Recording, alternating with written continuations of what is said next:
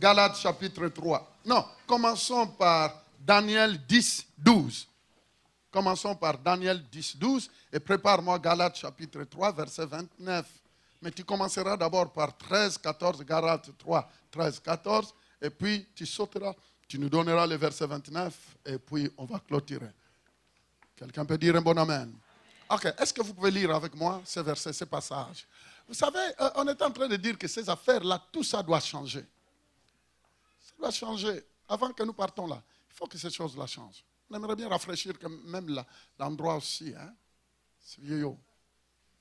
Toutes ces affaires-là doivent partir, tout ça. En attendant que nous allons dans notre base. J'aimerais bien qu'on puisse donner quand même une fraîcheur dans cet endroit. On a des télévisions qui peuvent bien présenter ça. C'est vrai? Ok. Des vraies TV qu'on peut suspendre là, qui peut bien donner l'image. Vous savez, il y a des moments, c'est dépasser ça. Technologie dépassée. Technologie dépassée.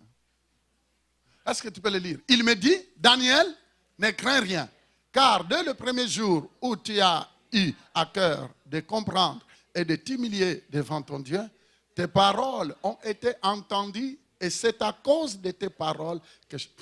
Regarde-moi. Ok. Père Céleste, bénis cette parole. S'il vous plaît, suivez-moi. Daniel était descendant d'où?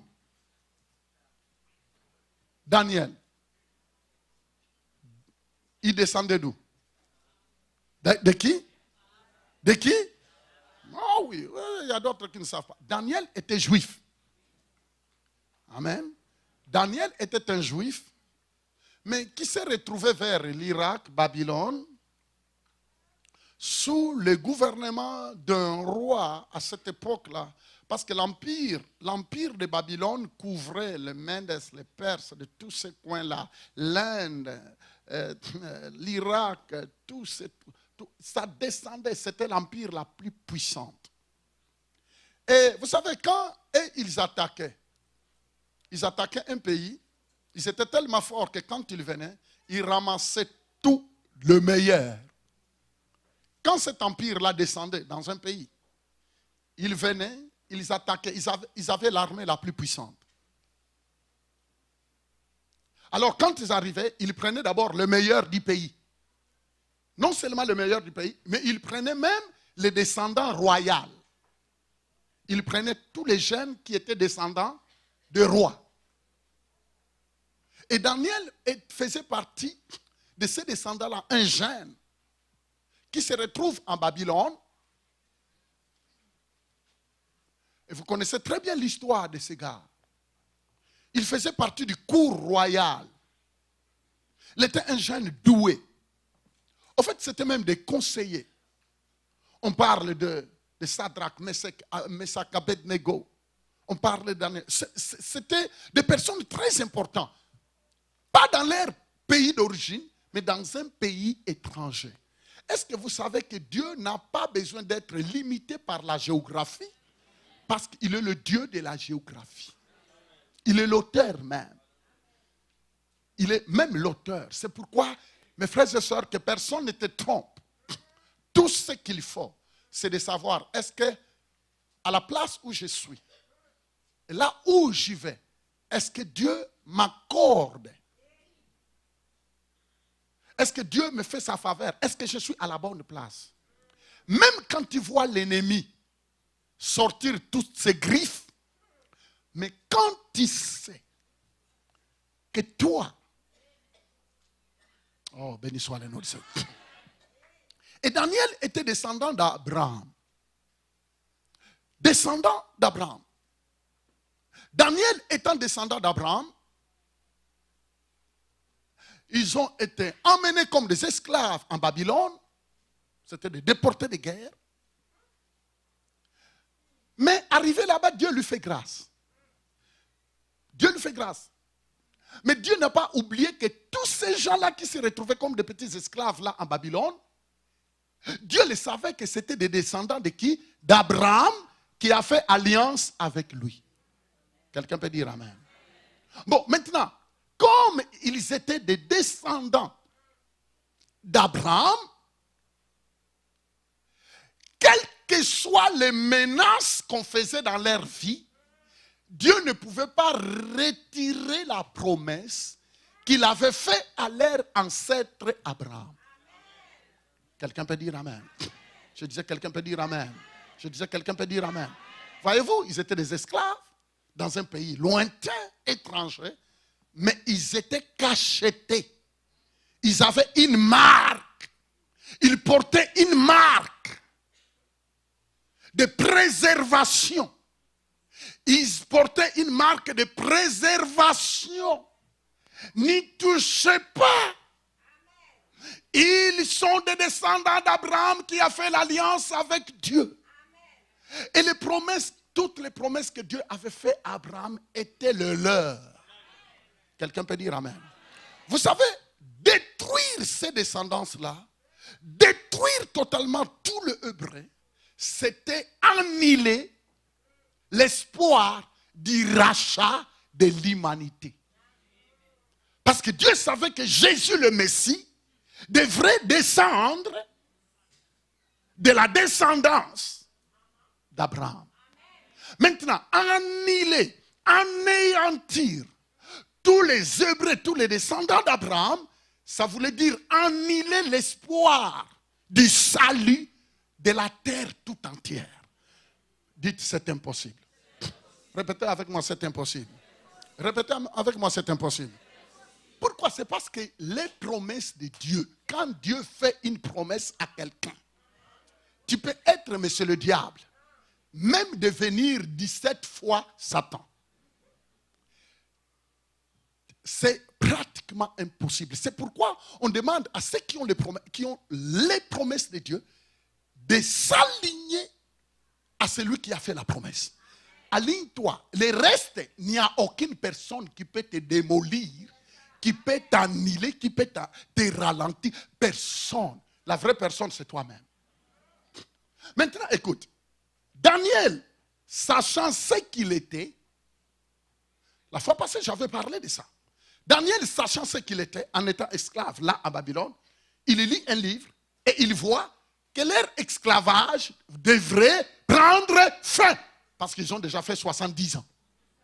Là, en Babylone. Il lit le livre de Jérémie. Il dit, hey, mais on est arrivé à terme de notre esclavage. Ça veut dire qu'on doit retourner. C'est là où il a pris la décision de faire quoi? De prier pendant 21 jours. Dites 21 jours. Ce n'est pas une doctrine. Maintenant, Daniel, c'est au moment où il a décidé de prier, de chercher Dieu, que la Bible dit que ces paroles ont été fait quoi? Entendues. Vous savez, Dieu a entendu premièrement les paroles de Daniel, parce que Dieu savait que Daniel était descendant, il était fils d'alliance. Et comme Daniel venait d'Abraham, était descendant d'Abraham,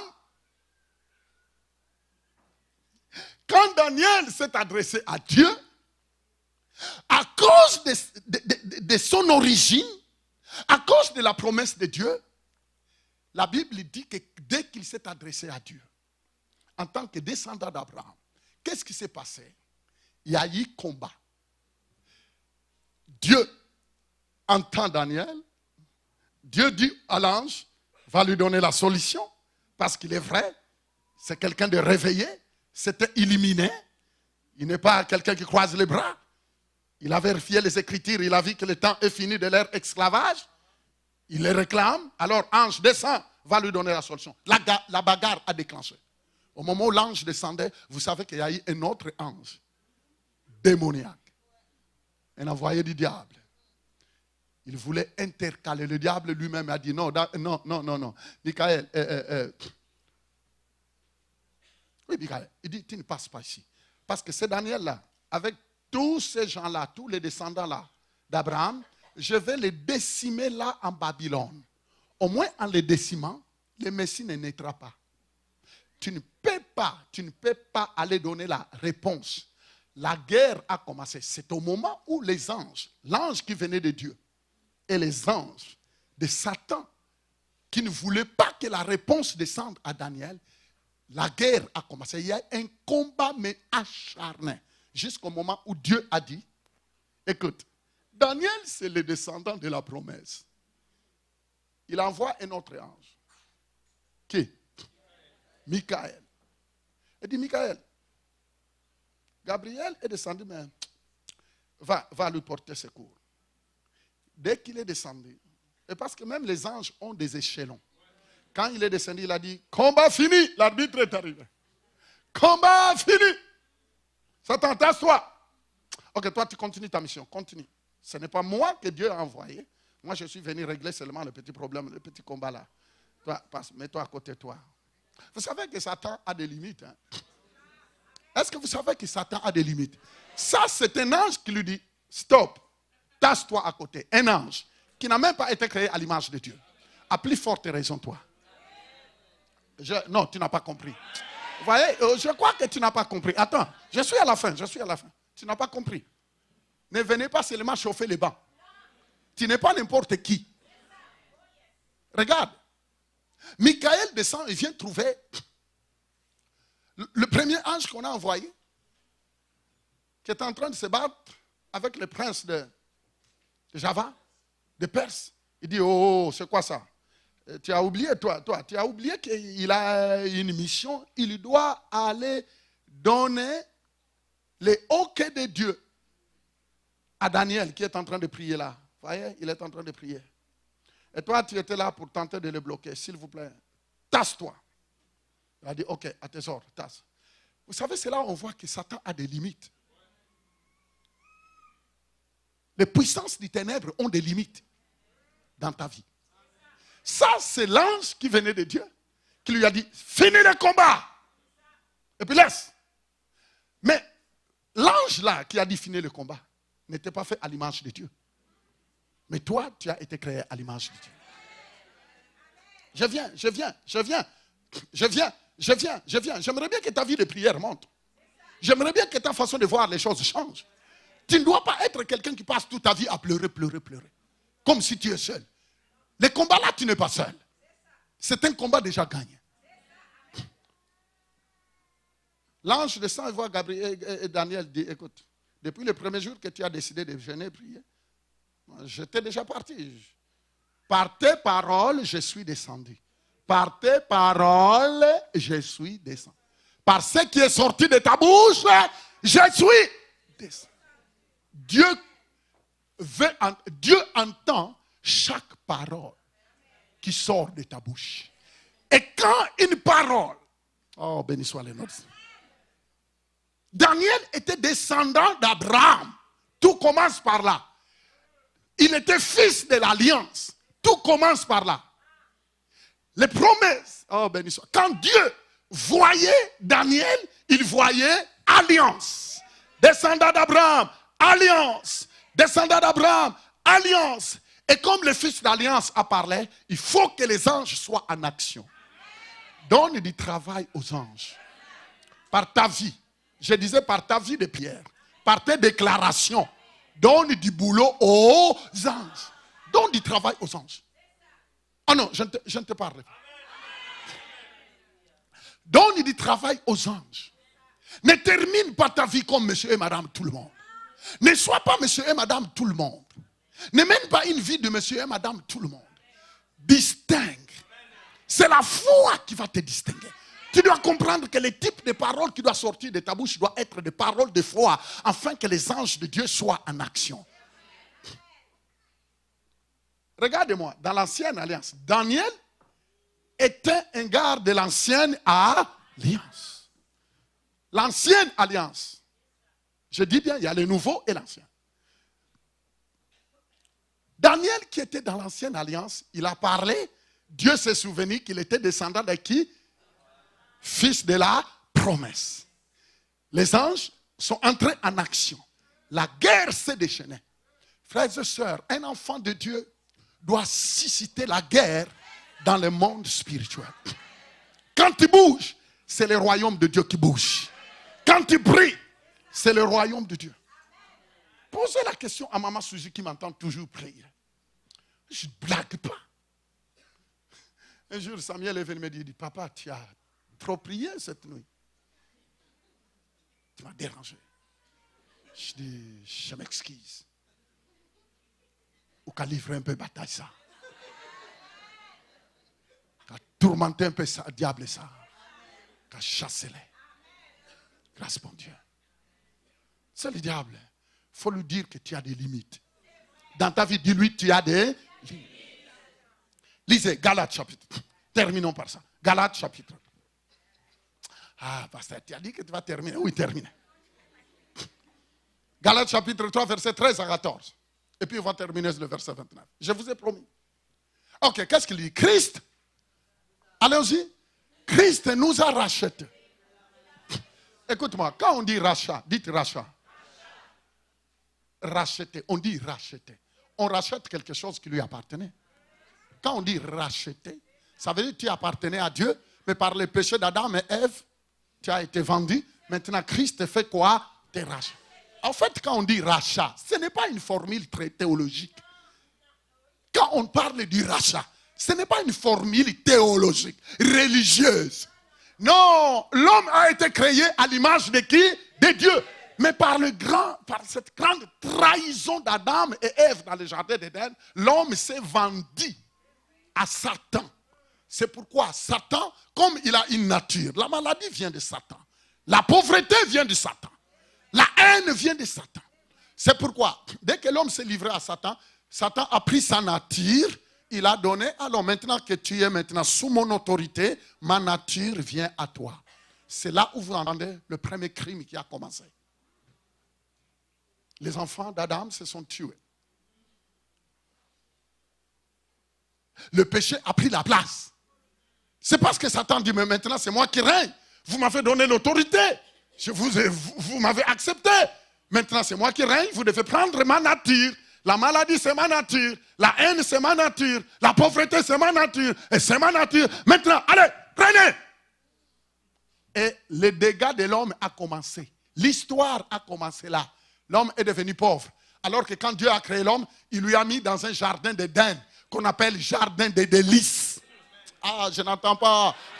Mais le jardin d'Éden n'était pas un jardin plein des épines, pauvres.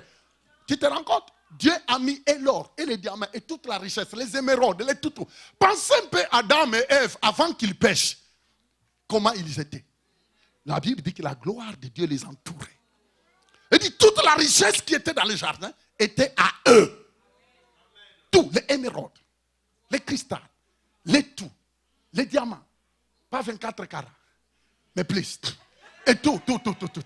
L'or. Vous savez quand on porte, c'est du diamant 24 carats, c'est de l'or, mais c'est des déchets. Ça, tu ne sais pas que c'est des déchets. Parce qu'au ciel, la Bible dit, lisez Apocalypse, la Bible dit que les riches sont en or. Mais sans mesure. Hein. C'est de l'or sans mesure. C'est là où on va marcher. On va marcher.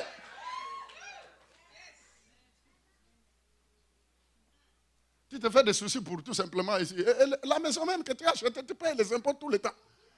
Tu penses que tu vas rester là et pour tout le monde. Arrête-moi ça. Oh non, pourquoi Dieu ne me donne pas? Ah, calme-toi. Il a dit, cherchez d'abord les royaumes et toutes ces choses, je te les donnerai. Je te les donnerai et puis un jour, tu vas dire, je ne veux plus rester. Et Dieu t'a dit, il va te les donner. Il n'y a aucun mal d'avoir une maison. Mais si la maison ne te pousse, commence à t'empêcher de payer, tu as dit, mais tu as un problème. Dieu dit, cherchez d'abord mon royaume et le reste là. Ça veut dire même la maison, la voiture, ça fait partie de quoi? Reste. Il dit, cherchez d'abord mon royaume et le reste là, je vais te les donner. Vous savez, il y a des quartiers qui vous attendent. Je te dis la vérité. Mais c'est parce qu'aujourd'hui, Dieu ne permet pas parce que tu n'es pas encore en mesure de payer les taxes là. Il te dit, attends, je vais d'abord changer ton emploi, je vais d'abord pousser un peu tes finances et tu seras en mesure de payer ce qui est à César. César. Parce qu'à César, ce qui est à César. Hein? Tu ne diras pas, je suis fils de Dieu, je ne peux pas payer les taxes. Non, on va prendre la maison. Vous voyez, il y a d'autres bénédictions. Dieu te dit, attends parce que tu n'es pas encore prêt. Oh, j'ai demandé à Dieu de me donner un hélicoptère. Est-ce que tu es prêt à payer les stations? Tu es prêt à payer l'essence, toi? Il y a les parkings que tu dois payer. Je vous ai donné l'histoire d'un Américain, un prédicateur qui a dit, Seigneur, donne-moi un jet. Dieu lui donne un jet. Il n'arrivait même pas à payer le parking. Vous voyez? Il y a des choses, on demande, oh Seigneur, donne-moi le marié. Mais est-ce que toi, tu es prêt à servir le café? Expresso. Tu dis présent. Arabica, présent. Dites, continue, pasteur. Ah non, laisse-moi, je dors. C'est fatigué. Non, Arabica, présent. Expresso, expresso là qui me réveille. Présent tout à l'heure. Oui, chou, oui, chérie. Arabica est là. Expresso est là. Oh non, pasteur, tu sais, hein, nous, on est ici au Québec. C'est l'émancipation.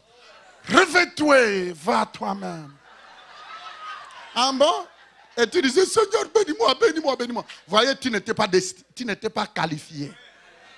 Tu ne pouvais même pas entendre Arabica, Expresso. Vous rigolez, hein?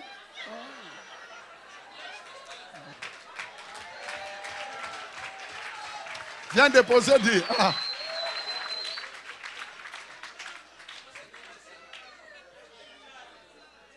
Oh non, Seigneur, donne-moi un mari, donne-moi une femme, donne-moi. Est-ce que tu n'es même pas capable d'acheter une bague comme ça là?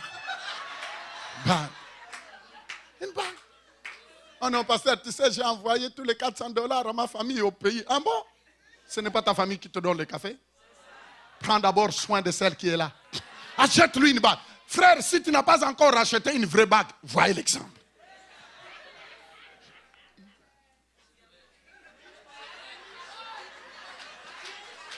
Ne me regardez pas comme ça.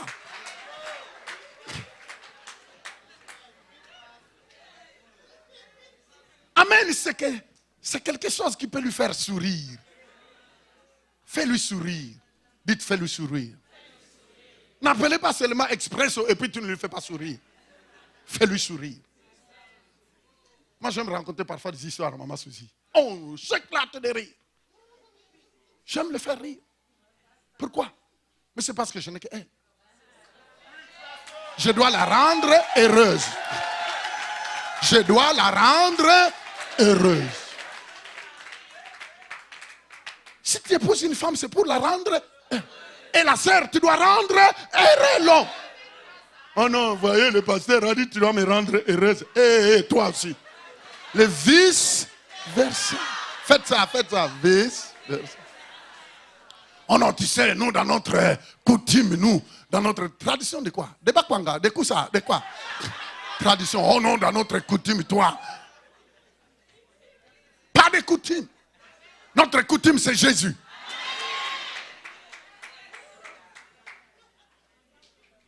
Dites merci, merci. Dis, vas-y encore, vas-y. Bon, non, je vous ai promis de m'arrêter.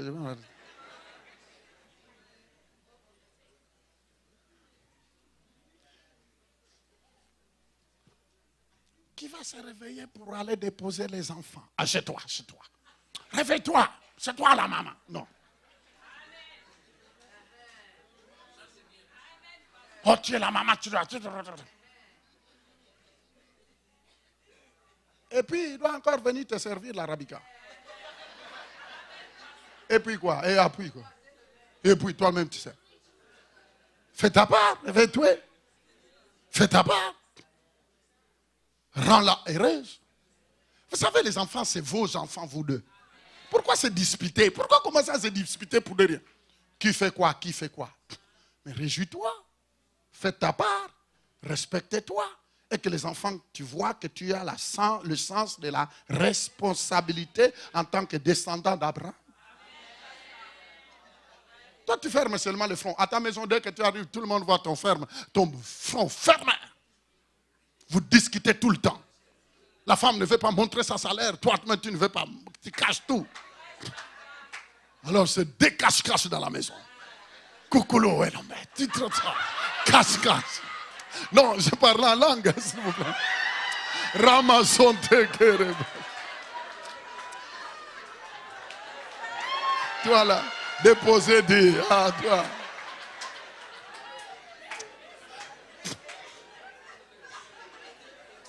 Aujourd'hui, dites aujourd'hui. Zodia. Tu joues, hein? Ah, c'est bon ça. Zodia qui a bougé, chose là. Les amis, qu'une seule vie là. On se prépare pour l'éternité. Il faut te réjouir. Comprends les choses que tu dois comprendre. Que tu es descendant d'Abraham. Lisons. Christ nous a rachetés de quoi? De la malédiction de la loi. Étant devenu quoi? Malédiction pour qui? Pour nous. Car il est écrit, maudit est quiconque est pendu. Vous savez, Christ, la Bible dit qu'étant devenu malédiction pour toi, Christ nous a rachetés. Il t'a racheté. Tu deviens sa propriété. Il t'a repris. Lui, il a accepté d'être malédiction à ta place pour que toi, tu ne sois plus sous la malédiction. Lève la main droite. Dites, la malédiction n'a pas de pouvoir dans ma vie au nom de Jésus. Je refuse tout enseignement détourné, maudit, qui dit que je suis sous la malédiction. Non, je ne suis pas. Jésus-Christ, mon grand frère, mon rédempteur, mon substitut, m'a racheté de la malédiction.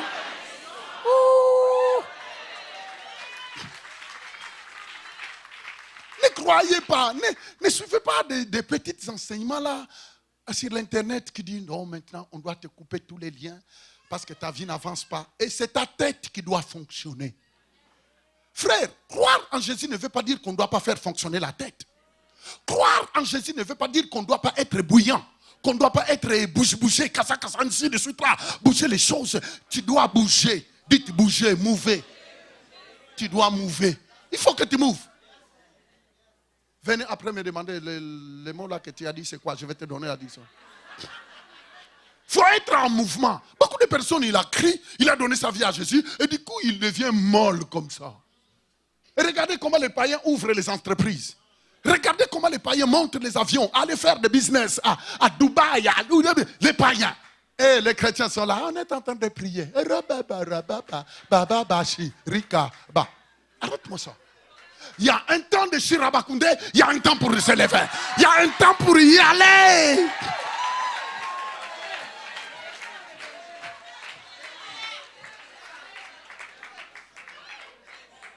Il y a un temps pour prier. On ne peut pas passer tous les jours prier, mais il y a un temps pour se lever. Il y a un temps pour aller. Il y a un temps pour aller. Va dans des bureaux, il y a des bureaux qui t'attendent. Arrange-toi bien, maquille-toi bien, habille-toi bien.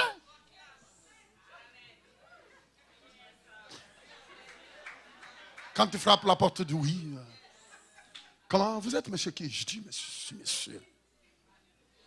Qu'est-ce qu'on peut faire pour vous? Il voit ta forme. Christ est grand, toi.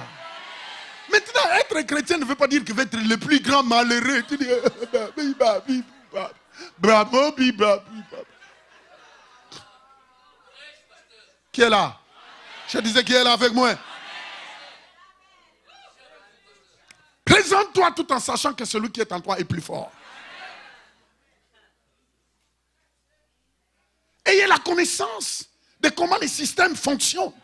On vit dans un monde où les systèmes fonctionnent. Renseigne-toi sur comment les systèmes font quoi? Fonctionnent. Réveille-toi. Sois éclairé. Car le temps est arrivé où le meilleur doit venir à toi. Les païens diront, attends, amène-moi là où tu vas prier. Si cette prière-là que tu pries dans ton endroit là est trop puissant pour te faire de toi ce que tu es devenu, je m'en vais là-bas, on y va. Terminons. Étant devenu malédiction pour nous. Car il est écrit. Maintenant, verset 14, il dit, afin que quoi? La bénédiction de qui? D'Abraham et pour les païens. Ça veut dire nous. Son accomplissement en Jésus-Christ. Vous entendez? On parle de la bénédiction d'Abraham qui doit avoir quoi? Est-ce que vous avez entendu qu'Abraham avait des difficultés à payer les factures? Est-ce que vous avez entendu qu'Abraham était sans logis? Est-ce que vous avez entendu qu'Abraham, si c'était Abraham était à notre époque, il roulerait avec la belle voiture là, la Phantom Rolls. Oui, il roulerait avec ça parce que l'argent qu'Abraham avait, on dit que c'est inestimable. Il avait l'argent à fou. La Bible dit qu'il s'est enrichi, il devenait de plus en plus riche. Frère, il n'y a aucun mal d'avoir l'argent. Il n'y a aucun mal. Il n'y a aucun mal. Seulement que l'argent ne te gouverne pas pour chercher des femmes, 3, 4 bureaux, 5 bureaux. Arrête-moi ça. voyez, et comme Dieu connaît le cœur, il connaît les motifs, il dit, lui, dès qu'il aura 100 000 dans son compte, écoutez, toutes les femmes qui bougent, il va regarder. Alors, je préfère les garder là, à ce niveau-là, parce que je veux quand même qu'il ne manque pas le ciel. Je l'aime tellement. Mais si tu peux contrôler l'argent, mais l'argent, c'est rien, c'est un dépannage. Est-ce que vous savez que l'argent, c'est un dépannage? Hier, on faisait des rencontres.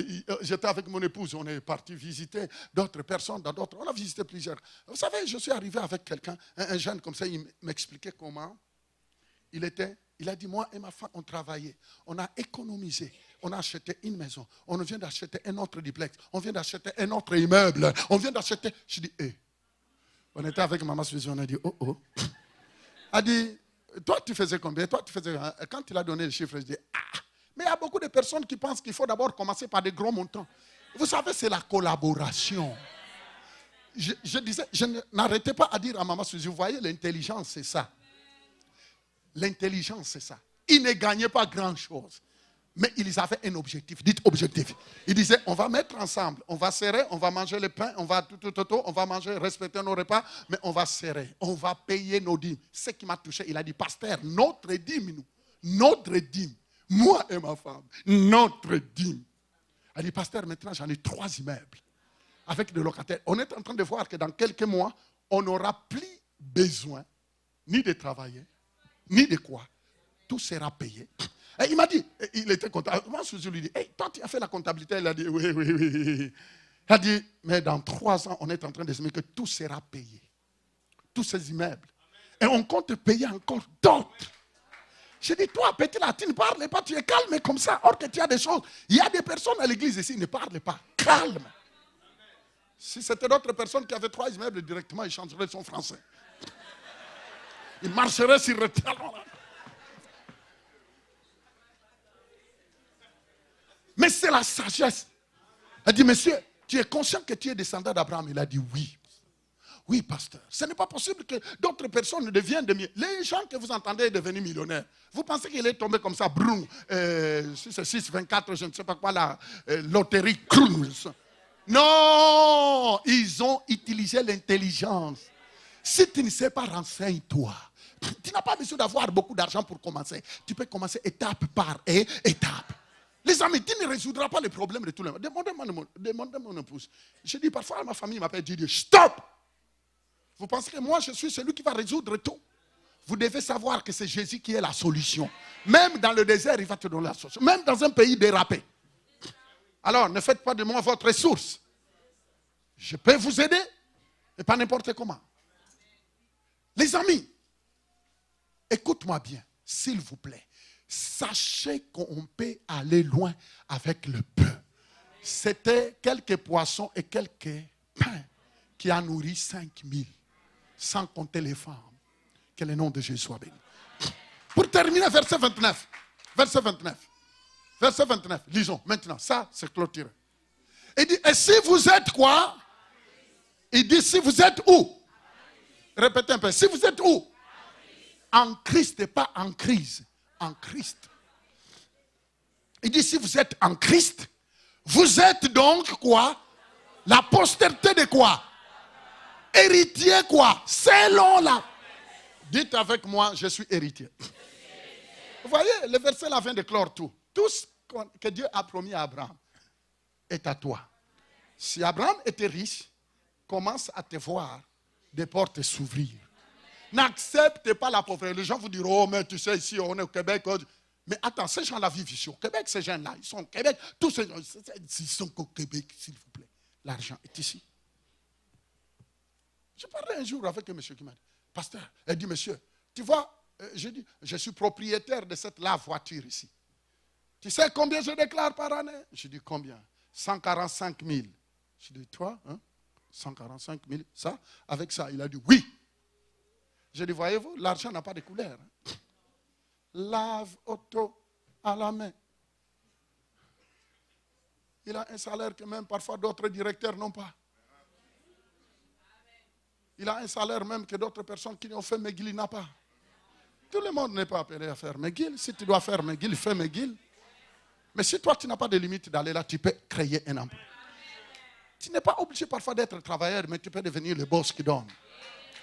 Vous savez, il faut faire fonctionner ta tête. En tant que descendant d'Abraham, vous savez que la Bible dit qu'Abraham était berger.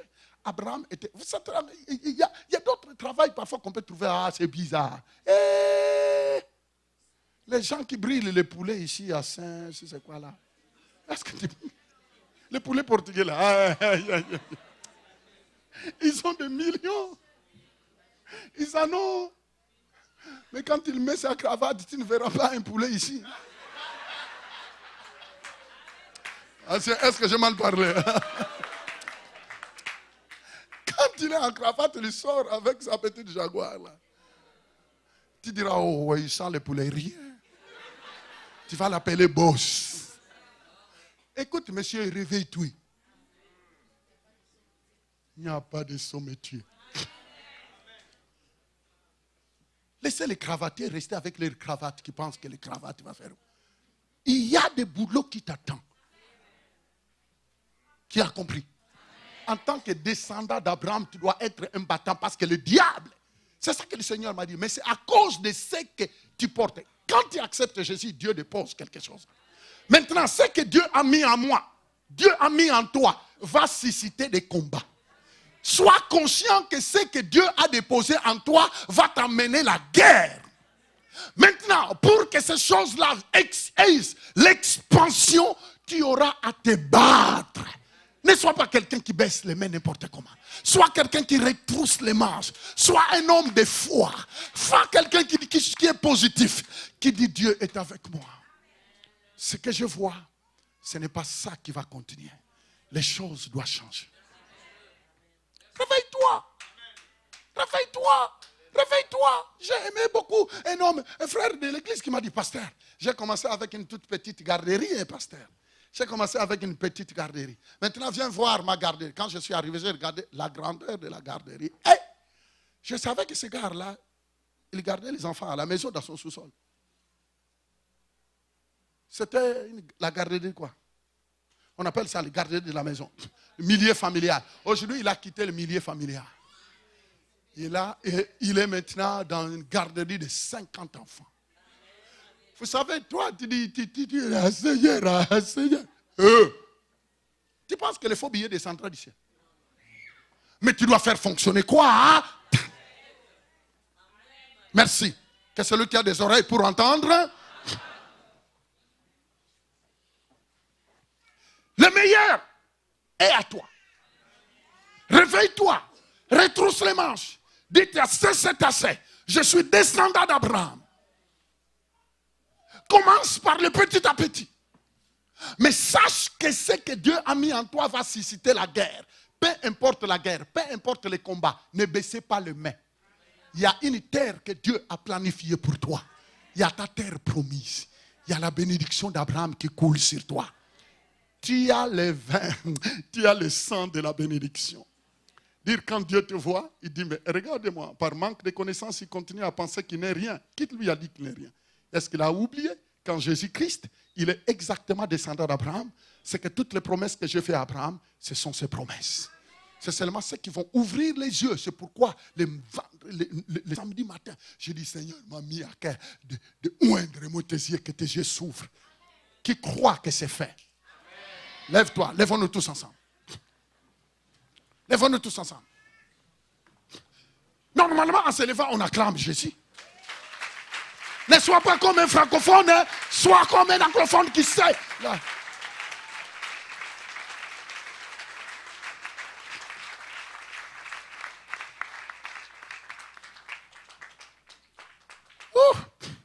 Car il fait des prodiges. Il fait des prodiges.